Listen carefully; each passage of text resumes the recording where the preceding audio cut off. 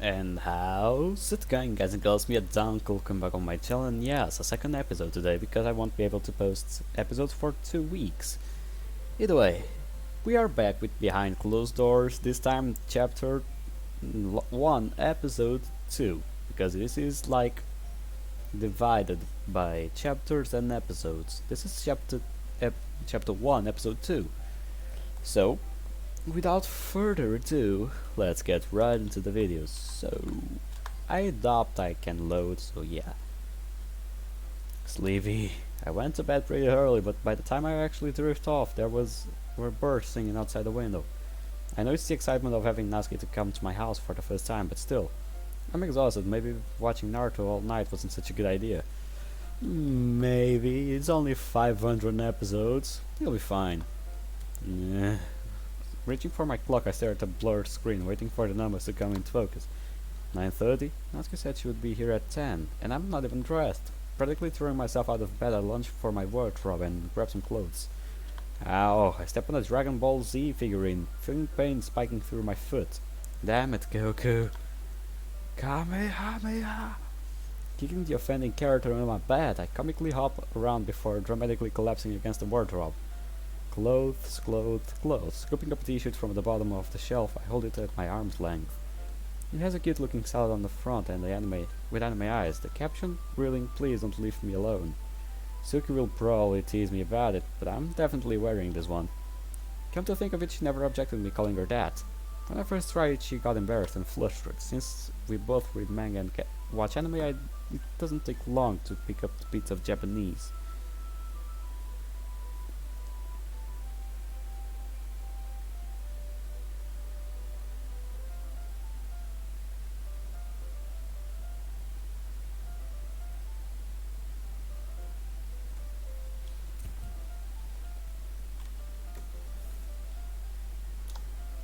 So of course she translated the nickname to Love, and she freaked out. It's funny, since we met, she's become more of a tsundere than ever. Yet I feel like we've grown closer. Taking myself out of my thoughts, I pull the t-shirt on, wriggle into the rest of my stuff, and go to prepare for her arrival. 20 minutes later. Natsuki's point of view. Nope. Wait, let me see something. This is...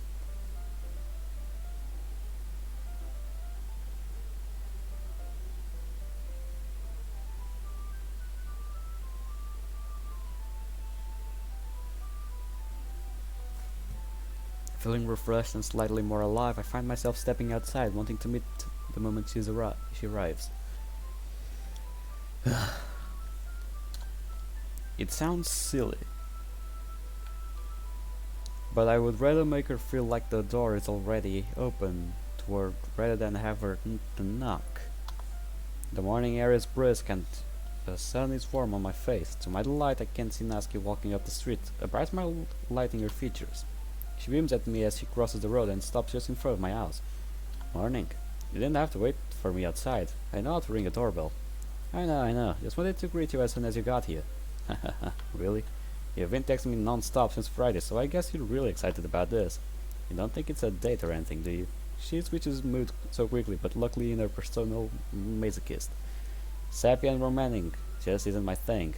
A beautiful girl on my doorstep, dressed in frills on a Saturday? What am I supposed to think, Suki?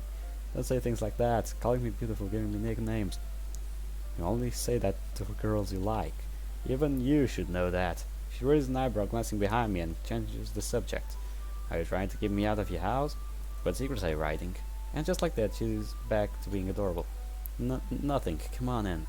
I push the door open and nurse her inside, watching with a fond smile as she makes a beeline for the kitchen.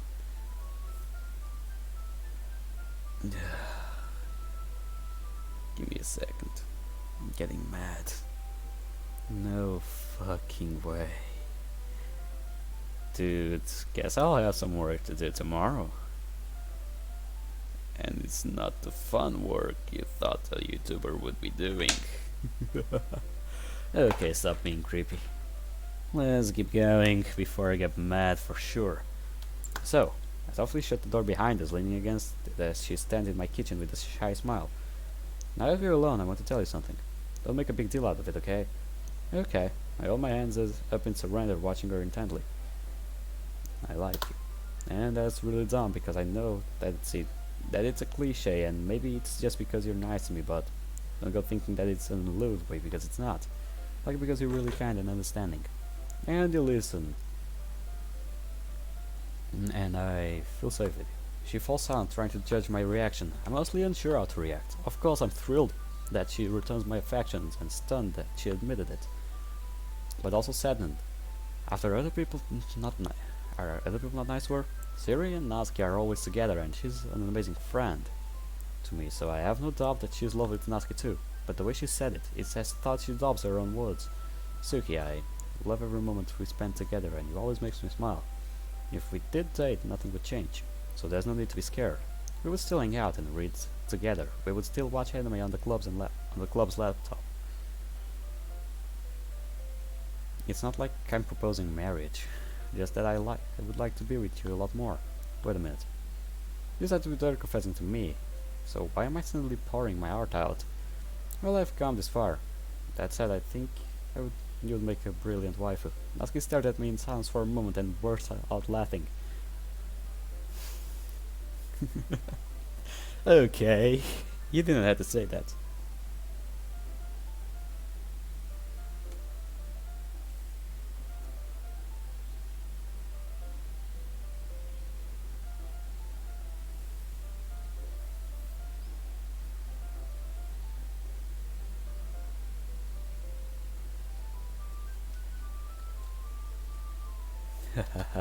Did you really just say that? Jeez, you're such a weeb. I like when you like me. Let's not make it weird. I know I should have left it there. The mood is light and everything is calm again, but it's now or never. I walk over to Natsuki and gently stroke her cheek, watch your face soak through with pink. Hey, what if it ruins everything? What do I do now? Let's save, because I'm not sure what I should be doing.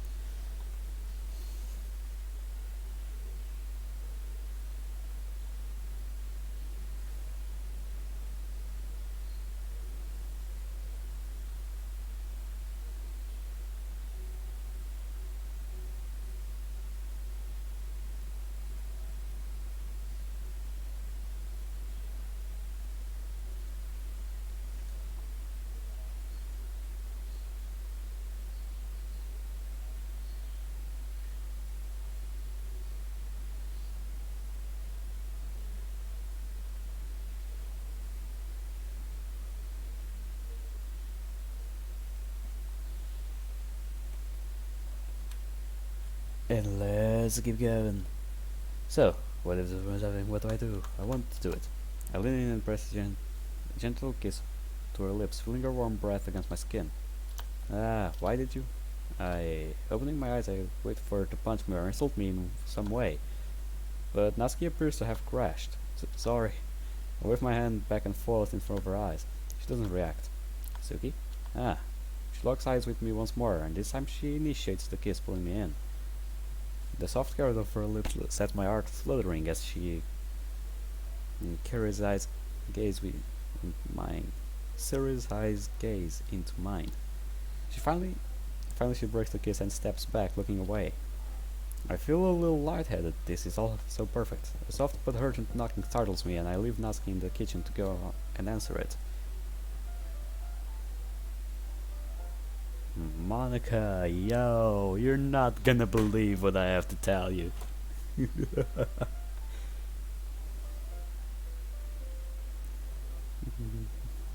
I'm so screwed, but I'll kill someone.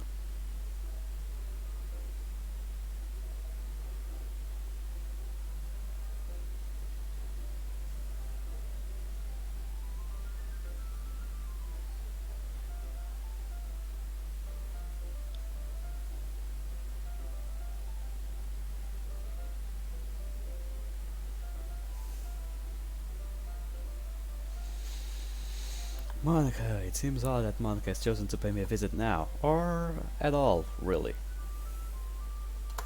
She said that she would be at school all day preparing the club room or something. Come to think of it, she shouldn't actually know where I live.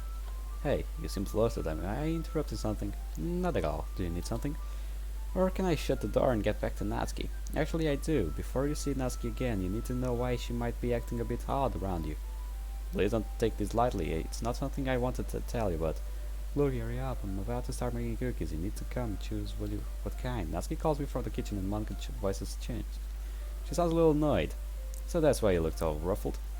We can talk another time. You should go back to work. Monka closed the door on my face and I blinked twice and head back to the kitchen. Ah, Victor, before you join, look in the kitchen. Can I steal a moment of your time? No. I know it's all a bit confusing, but I'm sure you're following now. We've had a few problems here and there, you know, on the menu screen. I left a gift for you, but it caused problems and made you unable to play the game. So I had to remove it again. I gave you the ability to remove Yuri from the menu screen. You have not heard her name in a while, have you? I thought you would enjoy having the option to remove her image from the screen, since her character file is gone. But it messed up the game, so I had to take that option away again. I didn't actually do anything on the menu this time. They kind of sorted itself out. I guess that's what I get for trying to edit things I don't quite understand. It's a real shame. You lied, you said you were here for me. Your intentions are clear enough now. Yes.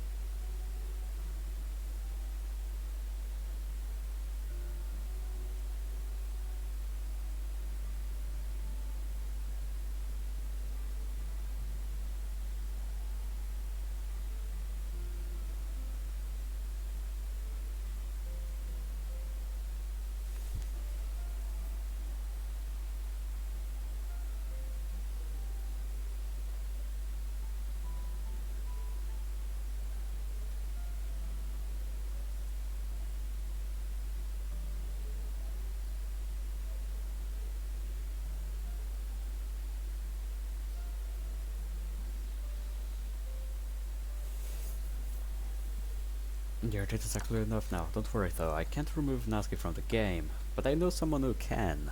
You don't have to lie anymore. I won't talk to you again. Enjoy the rest of the game. Ugh. You missed me. With the cookie meter made, I couldn't resist trying to steal some. Natsuki tried to stop me and failed, so she got a sponge from the counter and threw it at my head. I grabbed a sponge too, and now we're running around the kitchen trying to hit each other with sponges. You're cheating. You won't stay still. You won't stay still either. She pauses beside the sink and dips her sponge into the dishwasher. This just got serious. As she raised her arm to toss a sudden sponge at me, I pounced and pinned her wrist against the wall. The sponge falls from her hand, but she continues giggling. Now you're definitely cheating. Maybe, but I can't get you either. You've already got me. Natsuki stares at me, the situation turning from playful to, well, I'm not sure what it is, but I like it. Oh, what should I do with you then? Whoa, this conversation escalated so quickly. Gross, you're thinking about dirty stuff again. I'm not that kind of girl. I'm not, I swear. Good. You'll still have to let go of some points. And when you do, I'll win. Don't count on it. I release her wrist and step back, waiting for her next move. Big mistake. She dips down, grabs the soaked sponge from the floor and splats it on my head. I win, water splits from my hair and face, and I groan quietly. Well, it's worth it. You look like a mop. And a wet loser. I'll let you win. Remember that. You keep telling yourself whatever you need to hear. Anyway, shouldn't we put the cooking mix on the tray? Well, obviously. You don't need to tell me how to cook my own recipe. You let yourself get distracted. You let yourself be a distraction. With that settled, she picks up the bowl and begins carefully pouring the mixture onto a baking tray.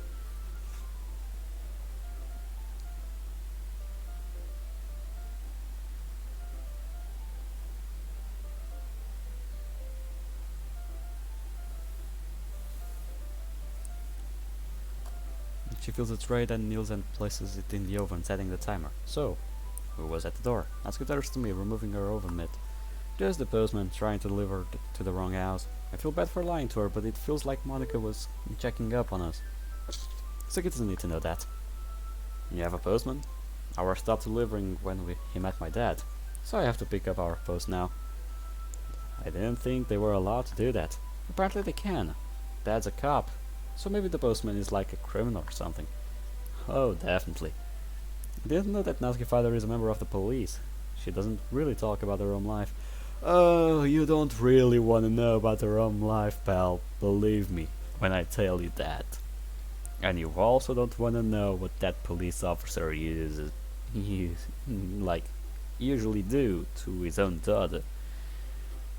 Believe me, pal, you don't. You won't want to know. So, what do you want to do while the cookies are baking? Why don't you watch anime in my room? You know that Super Inu has its own anime now, right? It does? Yeah, but only in Japanese, so we'll have to watch it subs-on. Like, you even need subtitles anymore. I'm surprised you don't come into the club and start speaking fluently in it. Haha, I think I'm a long way of that. I'll go set things up. Can you prepare some snacks? Of course.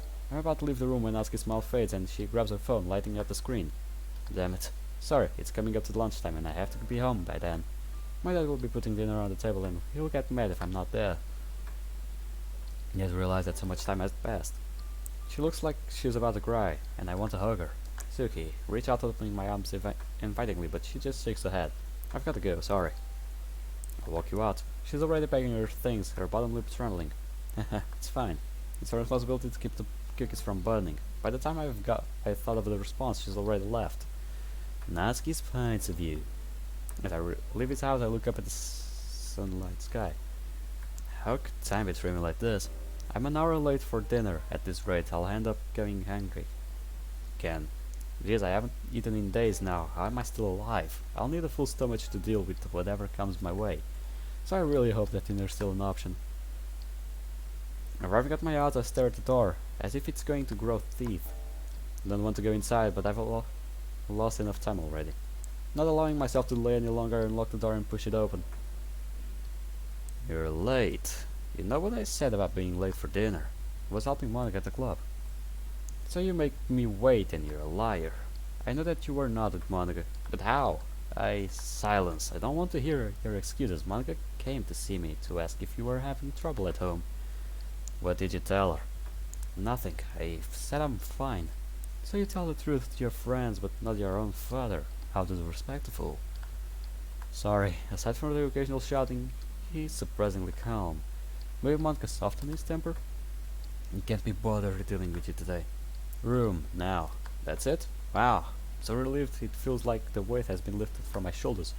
Make my way to my room. As I arrive to the top, I push the door open and gasp. Everything is gone. My bed, my wardrobe, my cupboards, even the window is gone. How did... The walls are coated in a thick plaster. The door is lined with white linoleum. The whole room looks cold and unwelcoming. Is this some kind of nightmare? Whining softly, I sink to my knees and stare at a binding emptiness.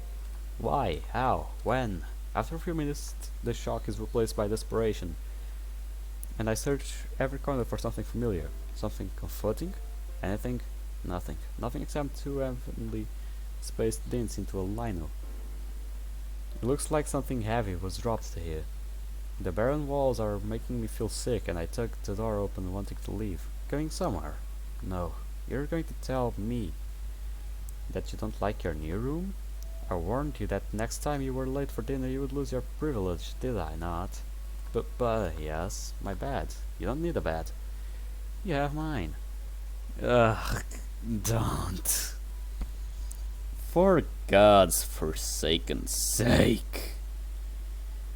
If I have to put up with this shit one more time, I do swear to all divine stuff out there that this guy is going to suffer a fate worse than death itself. You're not going to help, pal. You're going to live. And, well, I wouldn't call it living, but if your body keeps you alive, what else can I call it? Okay, it's done already. I would rather sleep in the white room of insanity. Do I not even get a word of gratitude? You'll grow up polite and respectful thanks to me. He waits for me to respond and I continue staring blankly into the visit silence. The dad. Sorry, what was that? Takes that close and holds a cupped hand onto his ear, daring me to make the same mistake again. I quickly correct myself. Sir, how can I say thank you for all this? Even lying through my teeth, I can't put an honest emotion into my words. Why? The second I was leave my lips, I know I have made the wrong choice. Father lunges for my throat, pinning me against the wall, his grip tightening. Within seconds, I find myself gasping for breath, struggling to get air into my lungs. You've always been a brat. This is why your mother left. Tears sting my eyes, the words feeling like knives through my heart. I want to shout back at them to scream the truth, but as the room starts to distort, my vision clouding, I start to lose focus. He releases my throat, catching my wrists as I collapse, and holds me up against the wall again. I drove her away. Okay.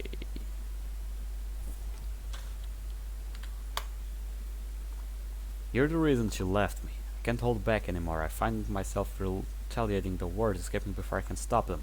She didn't leave you. She died. Shut up. Drag digs his fingernails into my cheek, applying pressure until I yelp.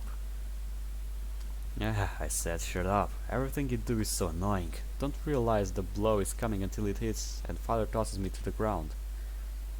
The room fades, my brain screaming for me to run, but I'm too weak to move. I'm going to die. If I can't get out of here, I need to. Oh no, you don't.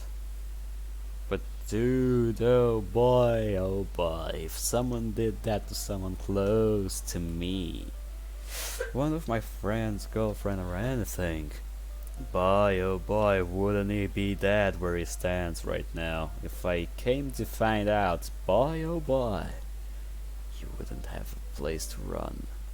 No matter if you are a policeman, if you are an angel, a demon, if you are devil itself, you're going to be dead, pal. Dead where you fucking stand. Man, those cookies smell amazing. I have taken them from the oven, set them on a plate and put them in the fridge, but the kitchen is still flooded with the delicious aroma of baking. I'm sad to believe that just an hour ago Natsuki was in my house, in my arms. Her mood changed so much when she checked the time. I know dinner is important and all, but that was more a look of fear than urgency.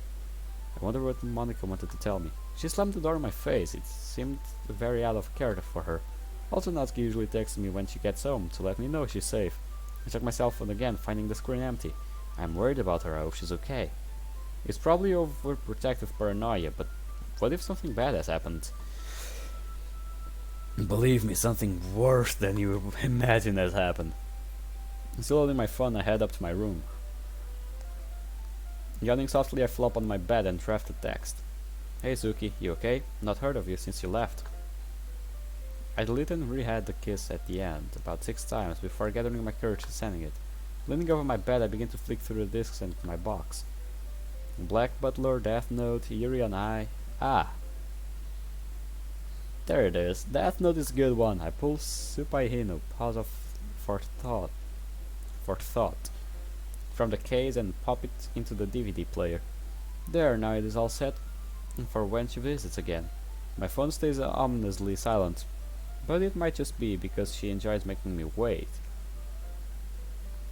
It's not the time. Eager knocking starts at my door as I raise an eyebrow. Maybe she forgot something and came back for it? I pull the door open with a big smile and find Siri and Monica. Hey. Since the club isn't on, we thought we would come to say hi. Sure, come in. I step back inviting them into my house. Siri and I'm always happy to see, but Monica seemed to be in a bad mood earlier. Siri bounds past me, taking me upstairs to my room. She's been here plenty of times, so I bet she's aiming to riffle through my chocolate stash before I get there. Monica walks past me with a pained step. She seems to be limping. I'll ask her about it when we get upstairs. I close the door and join the girls in my room. They're waiting for me in comfortable silence. Hey, Monica. Yes, you look like you're a bit injured. You okay? I'm fine. Haha. I just carried something too heavy and hurt my back. Okay, what did Natsuki's father did to you and why? What did you carry? You should have asked me to help you. I didn't mean to make it this about me. I was helping a friend to move a bed.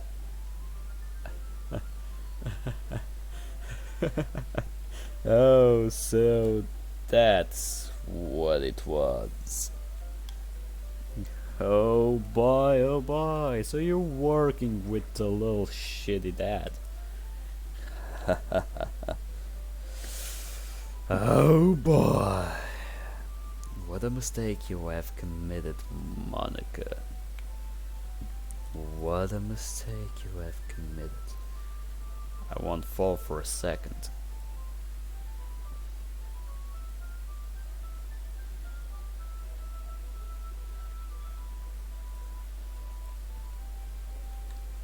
She mutters the next thing to herself, so and I only catch a few words.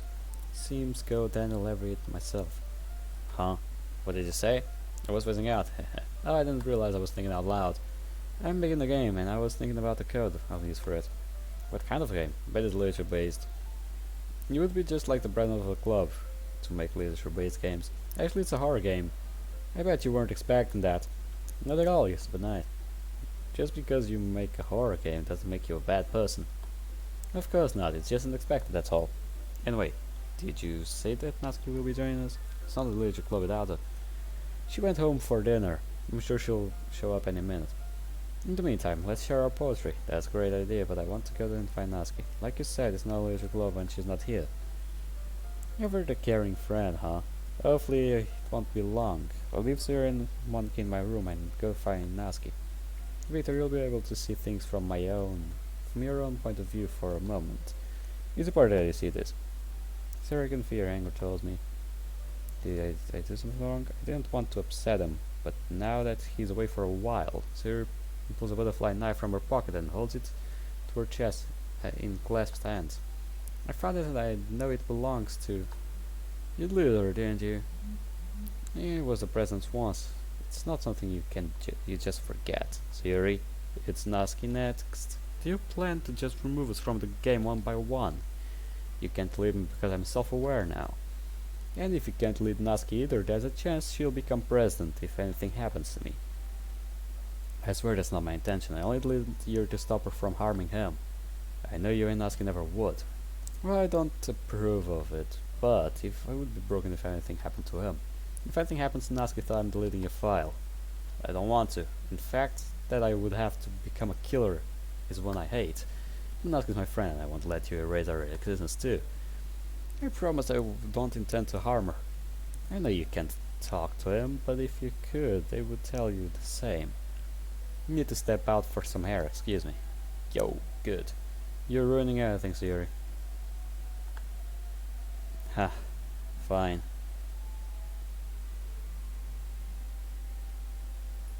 No, she won't know until it's too late. Look his point of view. Monica? Why is Monica outside? Nobody answered when I knocked on Natsuki's phone. No, Natsuki's house. Maybe she's sleeping or something. You were taking a while to come back. I came to find you. Come on, we're discussing different forms of language. You can show me how much you've studied romance. With that, she practically dragged me into my house. Natsuki's point of view. The strong smell of bleach hits my nose, and I sit up as quickly as I can manage. It doesn't help, my lungs are still burning with every breath. Glancing down, I expect to see bruises littering my body, but there's no marks at all. I remember father knocking me unconscious, but everything after that is just blank. Like someone scratched the CD in my memory, and it jumps when it reaches the scratch and doesn't play that part. Maybe I'm going insane? I'm going insane. Would be easier to understand. The lino is sparkling clean, which would explain the overwhelming bleach smell. And there's a tiny streak of crimson remains on the dented area. Despite the lack of evidence, I'm still in agony. My muscles are screaming at me to stop moving.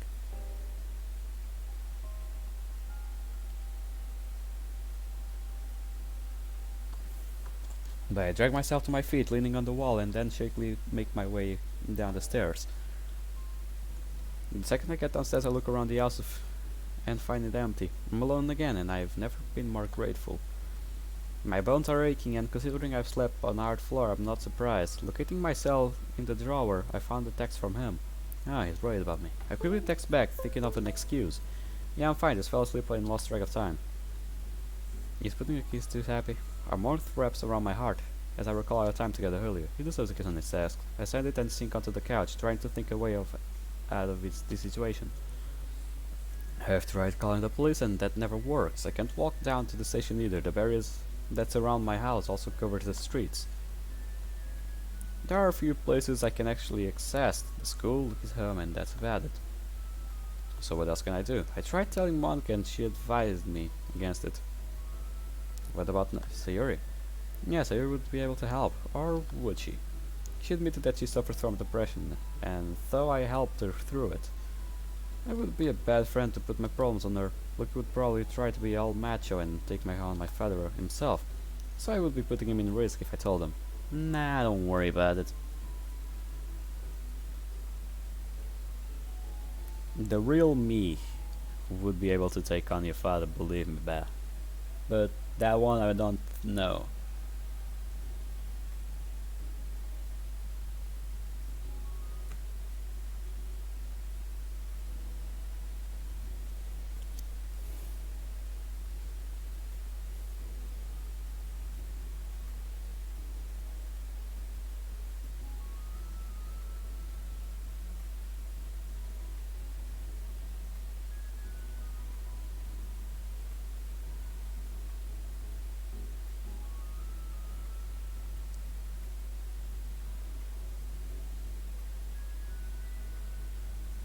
So I would be putting him at risk if I told them. I'm going to try the police one more time. I dialed the number and lift my phone to my ear.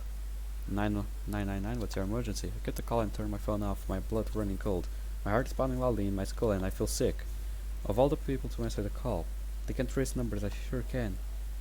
I'm in so much trouble. Why did I do that? With trembling hands I take my hair down and run my fingers slowly through it. That usually calms me down, but it seems to be failing.